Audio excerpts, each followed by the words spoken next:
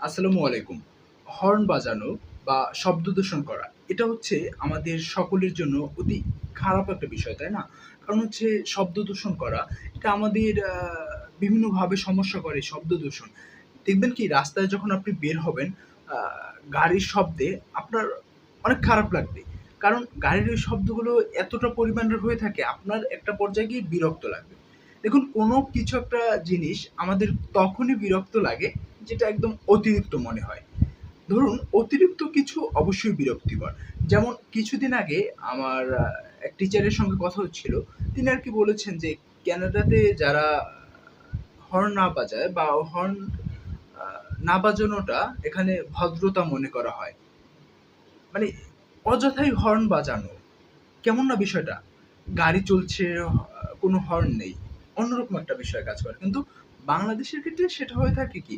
আ আপনি কোনো একটা জ্যাম থাকেন বা কিছু থাকেন, হর্ন আপনি বাজাবেনই বা আপনি হর্ন শুনতেই পাবেন। এই বিষয়টা যদি আমরা পরিবর্তন না করি তাহলে এটা কিন্তু একটা পর্যায়ে গিয়ে আমাদের আ চিন্তা জগৎকে একদম বলতে পারেন আপনি ধ্বংস করে দিবে। কারণ মানুষের চিন্তা শক্তি বিকাশের জন্য আ উচিত প্রয়োজন অনুযায়ী বিভিন্ন পন্থা অবলম্বন করা। সেক্ষেত্রে ঠান্ডা পরিবেশে চিন্তা করা বেশি যায়।